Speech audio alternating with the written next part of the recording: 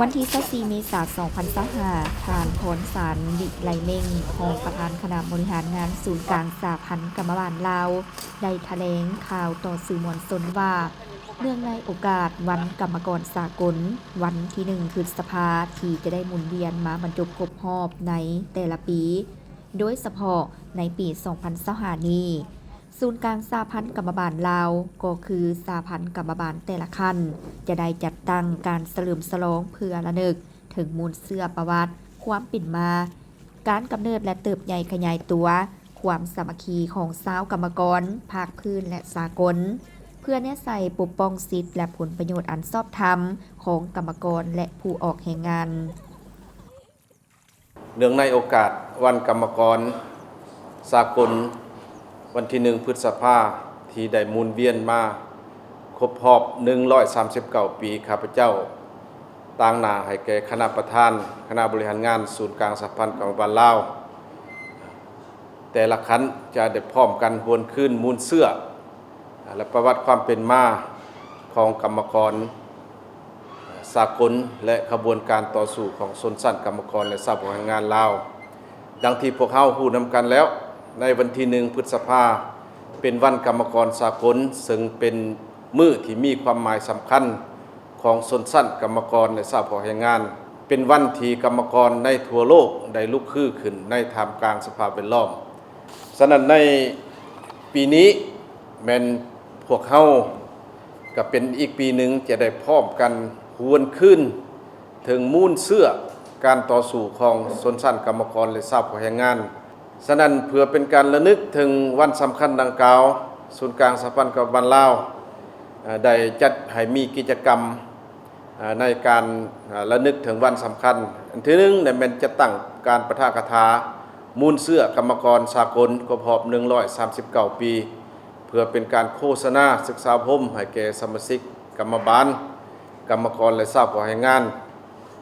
ให้รับรู้และเข้าใจถึงมูลเสื่อการกำเนิดเติบใหญ่ของชนชั้นกรรมกรและชนชั้นกรรมบาลลาวในระยะที่ผ่านมาก็คือปัจจุบันในเงินไขที่มีความเหมาะสมสองพวกเขาได้จัดกิจกรรมถามตอบความรู้เกี่ยวกับ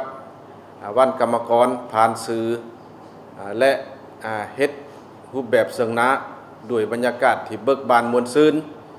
มีเนื้อในที่คึกคืน 3. ได้จัดกิจกรรมย่างเพื่อสุขภาพในวันที่1พฤษภาคมครบรอบ139 ปีอยู่ที่ประตูไส้ 4. ได้จัดการแข่งขันกีฬาเพื่อระดมทุนกาเกียมใส่กองประชุมใหญ่กรรมบาลลาวในทั่วประเทศ 5. ได้จัดขบวนการอนามัยร่วมอนามัยสถานที่สำนักงานองค์การและสถานที่สาธารณะให้มีความสะอาดงามตาจบงามพร้อมทั้งรักษาสิ่งแวดล้อมที่ดีสำหรับสหพันธ์กรรมบาลกระทรวงองค์การนครหลวงแขวงและสหพันธ์กรรมบาลแต่ละขั้นและหัวหน่วยแห่งงานต่างๆก็ให้ได้จัดมีการอนามัยความสะอาดอยู่ตามสำนักงานองค์การของตนเพื่อเฮ็ดให้สถานที่จบงามอีกอันนึงก็เป็นการประกอบส่วนเข้าในขบวนการสร้างสาพัฒนาประเทศชาติของพวกเฮาให้เจริญสีวิไล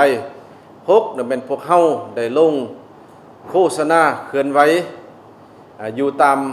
โรงจักรโรงงานเป็นต้นเป็นการลงเยี่ยมยามกรรมกรอยู่ตามโรงจักรโรงงานตามสถานที่ต่างๆลงร่วมทั้งการลงเคลื่อนไหวเยี่ยมยามเพื่อนกรรมกรที่ตึกบาดเจ็บอุบัติเหตุต่างๆอยู่ตามห้องหมอต่างๆอันนี้เป็นบางกิจกรรมที่พวกเฮาจะสืบต่อในจัดในการเฉลิมฉลองวันกรรมกรสากลในปีนี้เพื่อให้ไทยวันกรรมกรสากลวันที่1พฤษภาคมให้มีความหมายสำคัญอีกเทื่อนึงข้าพเจ้าต่างหน้าให้แก่คณะบริหารงานศูนย์กลางสหพันธ์กรรมบาลลาวขอเรียกร้องมายังคณะนำสมาชิกกรรมบาลสหพันธ์กรรมบาลกระทรวงองค์การแขวงนครหลวงเมืองและหากฐานตลอดถึงสมาชิกกรรมบาลทั้งหมดจงได้ โฆ ร่วมกันจัดการเฉลิมฉลองวันกรรมกรสากลที่ได้หมุนเวียนครบรอบ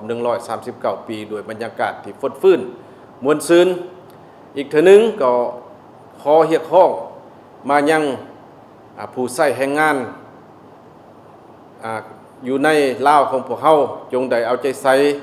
เบิ่งแย่งการชีวิตการเป็นอยู่ของกรรมกรชาวแรงงานที่ได้ออกแรงงานอยู่ตามโรงจักรโรงงานก็คือสถานที่อื่นรวมทั้งภาครัฐจงได้เอาใจใส่ให้ความสำคัญต่อสิทธิและผลประโยชน์อันชอบธรรมของกรรมกรและชาวแรงงานลาวบรรดาเผ่าเป็นต้นเป็นการเบิ่งแย่งสวัสดิการสังคมการพักผ่อนและการเรียนรู้ต่างๆเพื่อให้กรรมกรของพวกเฮาได้มีชีวิตการเป็นอยู่ที่ดีขึ้นนะครับการปกป้องสิทธิอันชอบธรรมให้แก่เขาเจ้าในวันกรรมกรพร้อมกันนั้นข้าพเจ้าอีกเทื่อนึงก็ขอเรียกร้องมายังเพื่อนกรรมกรสมาชิกกรรมบาลทั้งหมดจงได้เอาใจใส่ทุ่มเทเพื่อแห้งสติปัญญาของตนเข้าในการประกอบส่วนเวียกงานของตนที่ได้รับการมอบหมายอยู่ทุกขั้นเป็นต้นเป็นการออกแห่งงานอย่างมีวินัยการพัฒนาตนเองการเรียนรู้ยกสูงสีมือแห่งงานและปัญหาอื่นๆเพื่อตอบสนองให้แก่ขบวนการปกปักรักษาและสร้างสรรค์พัฒนาประเทศชาติของพวกเฮาให้เจริญหังมีขึ้นขอขอบใจ